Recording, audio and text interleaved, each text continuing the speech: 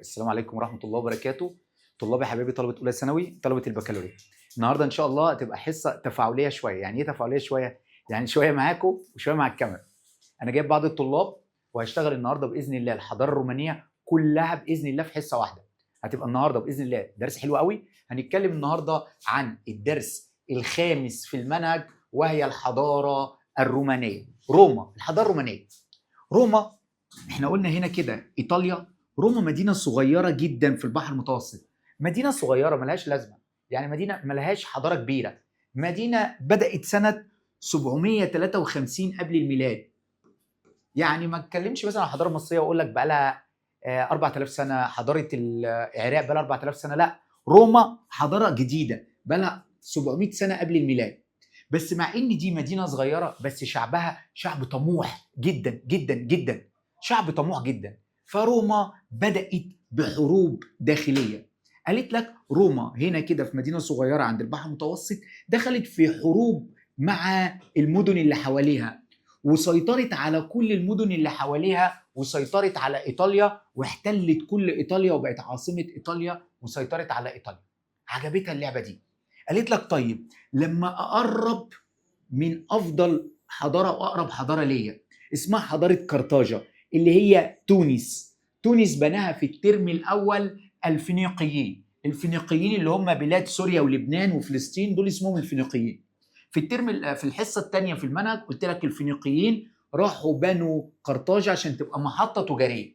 فقرطاجه دي محطه تجاريه، بس قلت لك تلميذ تفوق على استاذه، بقوا شطار قوي قوي في التجاره، سيطروا على جزء كبير في البحر المتوسط.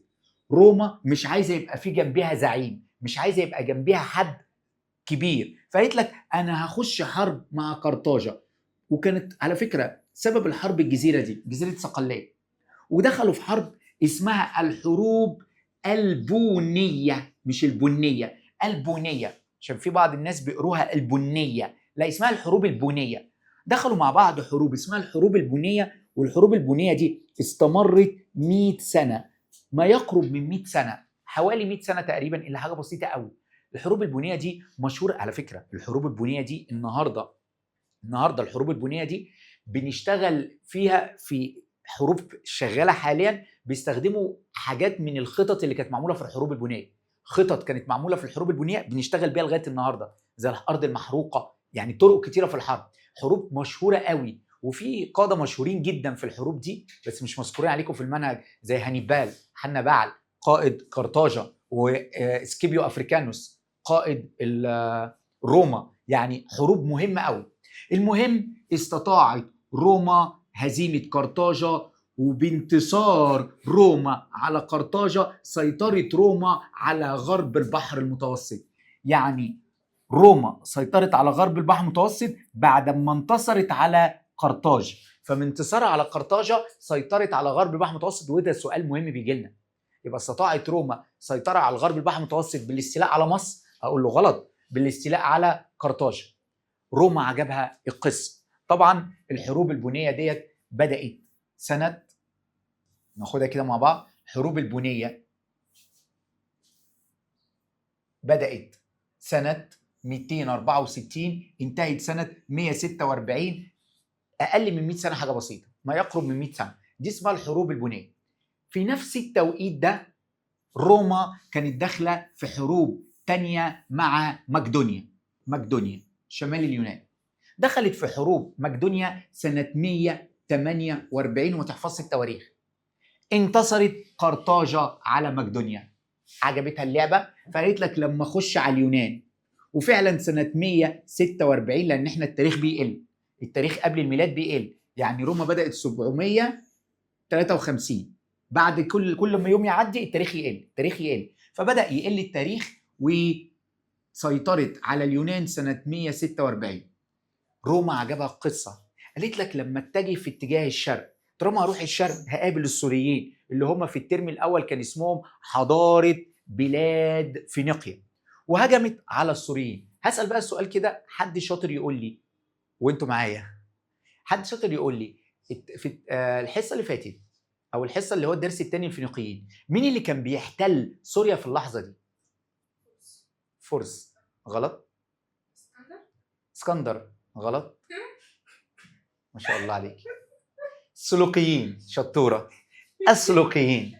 السلوقيين لما الترم الحصه اللي فاتت في حضاره فينيقيا في الدرس الثاني قلت لك ايه؟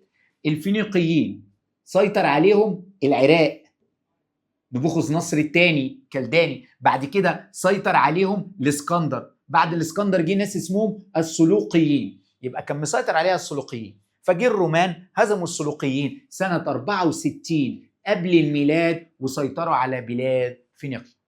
فاضل لهم الجوهره مصر. هجم اوكتافيوس اول امبراطور في الدوله الرومانيه على مصر وهزم كليوباترا وجوزها أنطونيوس في معركة اسمها أكتيوم البحرية سنة 30 قبل الميلاد. وبسيطرته على مصر استطاع الإسكندر الأكبر السيطرة على ساحل البحر، استطاع أوكتافيوس السيطرة على كل ساحل البحر المتوسط. يبقى كده بالاستيلاء على مصر تم السيطرة على ساحل البحر المتوسط، وأصبح البحر كل الأخضر ده يا جماعة، كل الأخضر ده هو أملاك روما. بسيطرة روما على مصر استطاعت السيطرة على كل البحر المتوسط، وأصبح البحر المتوسط في جزء من أملاك روما. يعني هقول لك أينما كنت فأنت في روما. لو حضرتك هنا في مصر عايز تروح اليونان أنت في البحر بتاع روما، لدرجة إن بقى اسمه بحر الروم.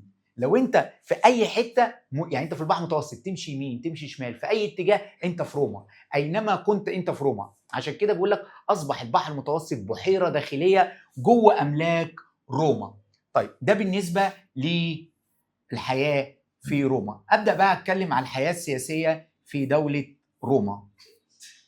ده أنت اللي هتنيلي ارسل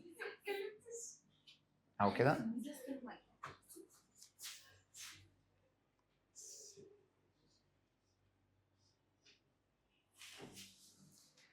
هتكلم بقى على الحياة. مش عايز أقول كلمة خالص حاجة مش عايز كلمة خالص وكأنكم مش قاعدين، وأتكلم أنا بقى مع الطلبة.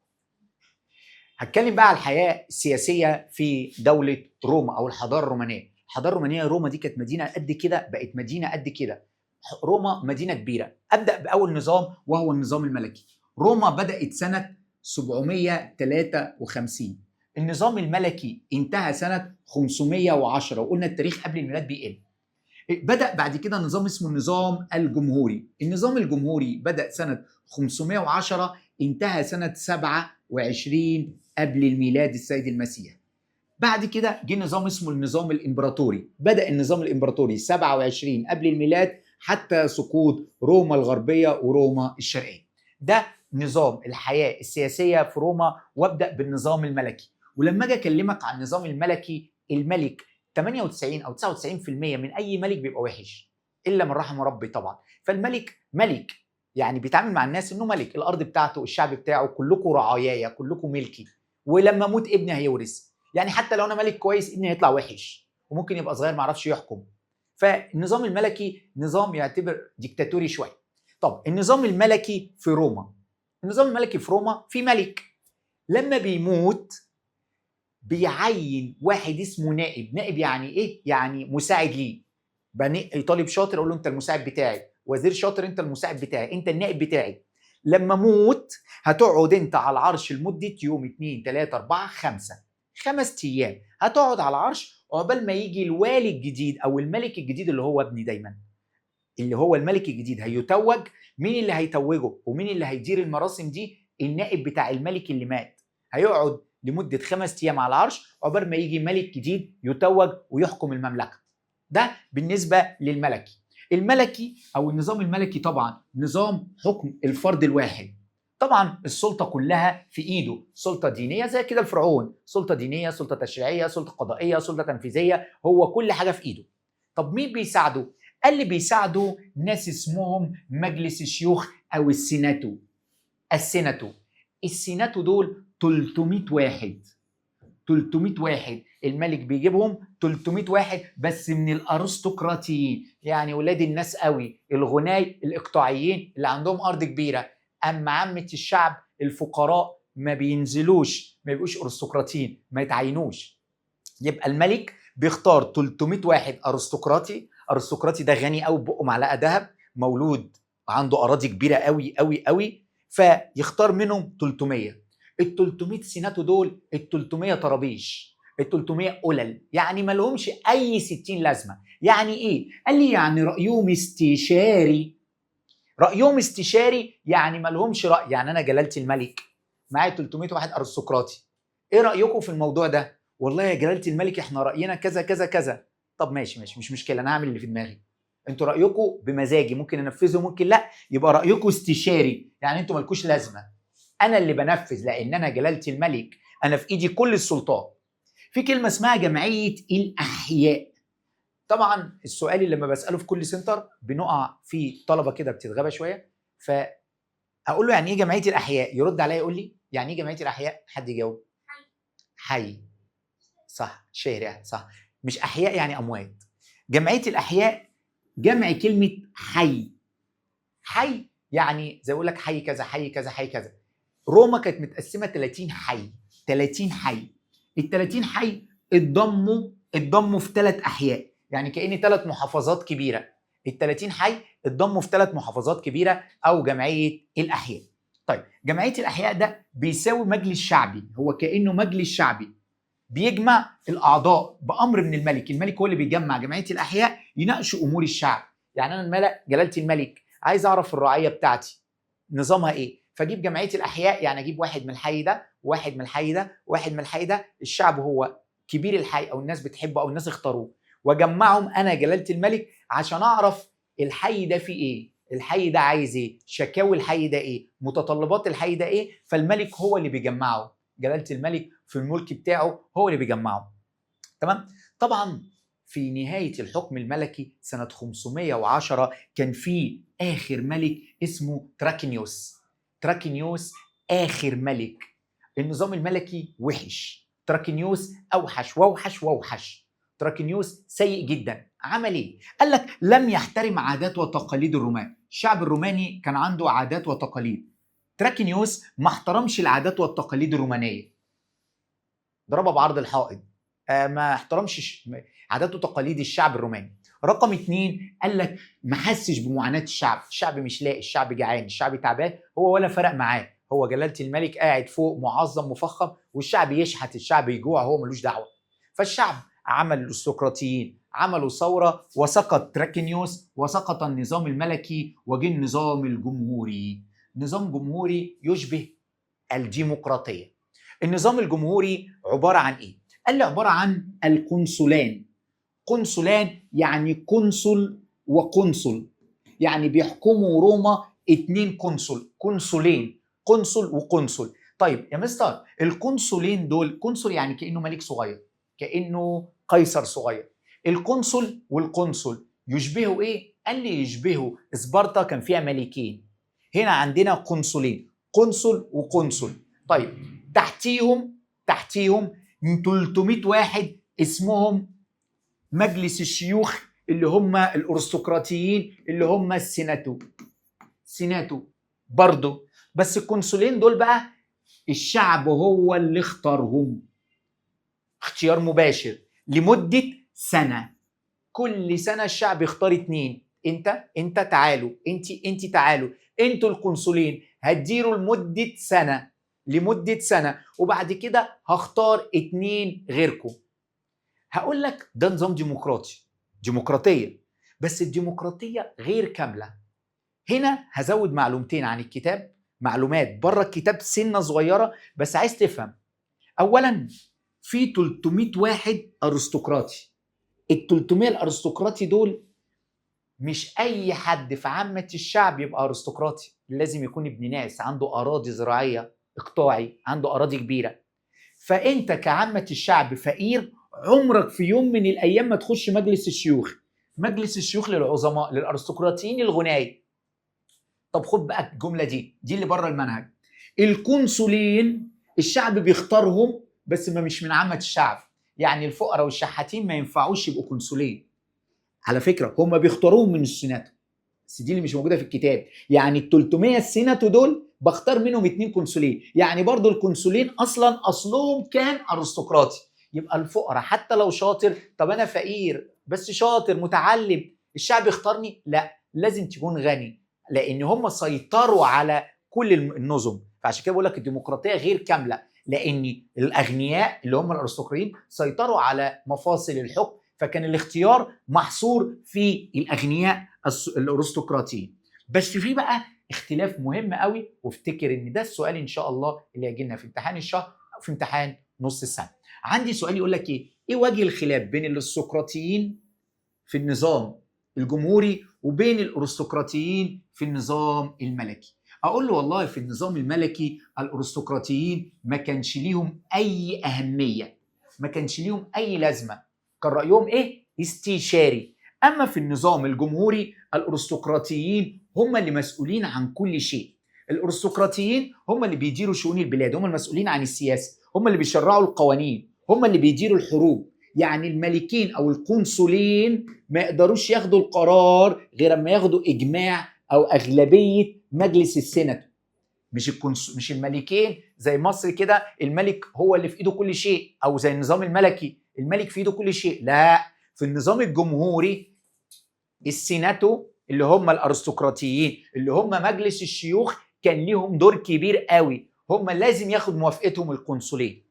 وغير كده ان القنصلين دول كده كده سنتين وماشيين، السيناتو قاعدين. فالسيناتو اللي هو زي يسوي حاجه كده، يسوي النهارده مجلس شعب، مجلس هو اللي بيتحكم وبيشرع، خلاص، اللي هو راي الاغلبيه. عندنا بقى الحاجه الثالثه حاجه اسمها جمعيه القبائل.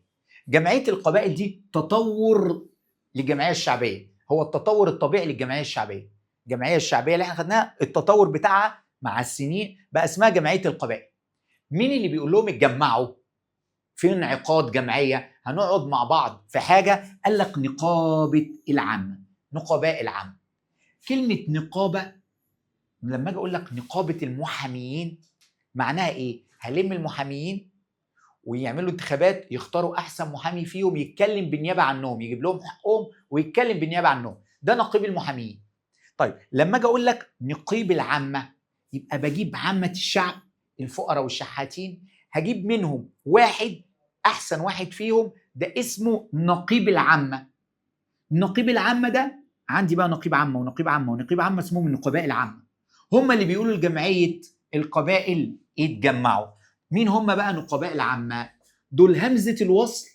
يعني ايه؟ يعني حضرتك المنطقه دي عامه الشعب دول اختاروا البنوته دي، وعامه الشعب دول اختاروا الولد ده، وعامه الشعب دول اختاروا ده، وعامه الشعب دول اختاروا ده. كده انتوا اسمكم نقيب العامه، نقيب العامه، نقيب العامه، نقيب العامه، اسمكم نقباء العامه. نقباء العامه دول هيعملوا ايه؟ هيطلعوا للقنصلين للملكين، وهيطلعوا للسيناتو، السيناتو هيقعدوا معاهم ويقولوا لهم ايه؟ والنبي عامه الشعب نفسها في مدرسه، نفسها في مستشفى، عايزين يزودوا شويه المرتب.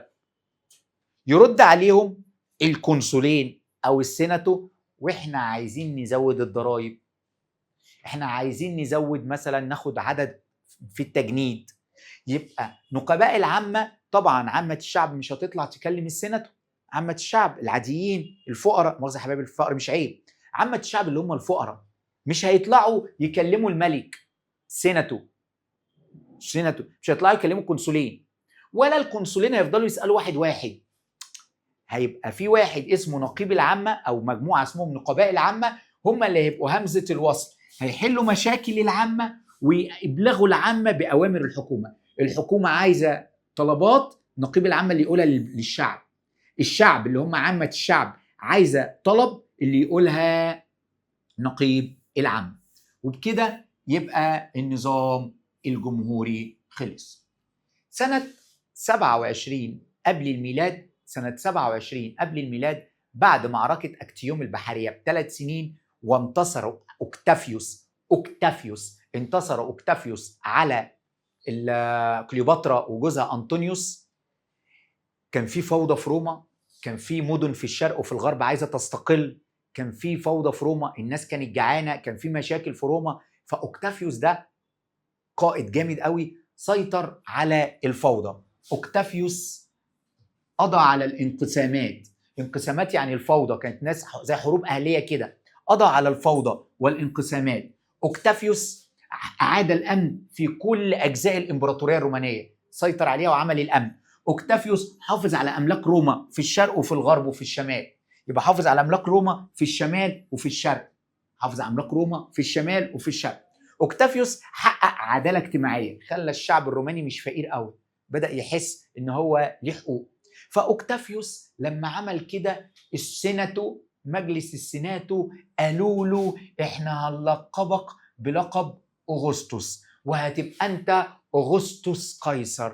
اول ما سمع كده قال لهم هبقى شهر 8. قالوا له لا، اغسطس يعني كانك امبراطور، كانك الملك الواحد، اغسطس قيصر. طب ايه فرق بين الملك والامبراطور؟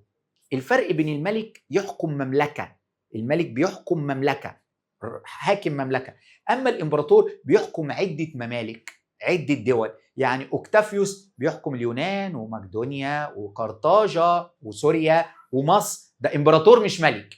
يبقى امبراطور يعني ديكتاتور، بس ديكتاتور بيحكم اكبر من دوله، اكتر من دوله، باكتر من لغه، باكتر من شعب، باكتر من دين، فاقول له عليه امبراطور. الامبراطور ده ديكتاتور شويه، في ايده كل السلطات زي الملك، في ايده كل السلطات، هو حتى اللي بيكتب القوانين كله يخضع له، فهو ده الامبراطور. واصبحت روما امبراطوريه على يد القائد اوكتافيوس او اغسطس قيصر.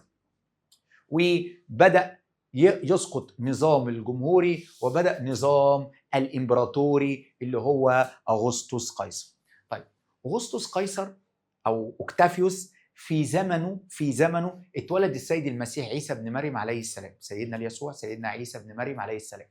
لما اتولد عيسى بن مريم سيدنا عيسى عليه السلام بدأت تظهر الديانة المسيحية، بدأ سيدنا عيسى اتولد في زمن أوكتافيوس. ولما اجي اقول لك سيدنا عيسى اتولد يبقى احنا هنتكلم كده بعد كده 1 ميلاديا، وبعد كده التاريخ هيزيد هيزيد هيزيد. يعني بعد ميلاد السيد المسيح عيسى عليه السلام نبدأ نزود في التاريخ. بعد ما مات اوكتافيوس جه أباطرة. كلمة أباطرة جمع كلمة إمبراطور، إمبراطور وإمبراطور وإمبراطور اسمهم الأباطرة، الأباطرة الرومان.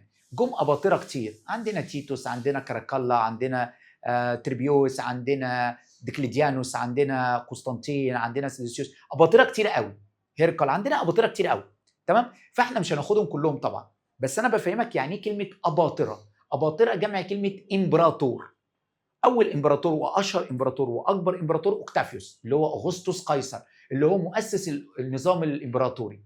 طيب سقطت ازاي روما؟ سقطت ازاي روما؟ هحكي لك القصه دي بره المنهج سنه صغيره قوي، بس ديت هي اللي هتخليك تفهم روما سقطت ازاي. هقول معلومتين وهقول شخصيتين مش مذكورين علينا الوقت.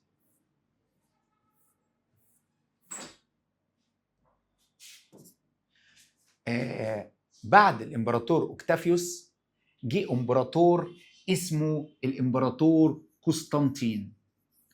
القصه دي جميله قوي. الامبراطور قسطنطين ده سنه 313 اعترف بالديانه المسيحيه.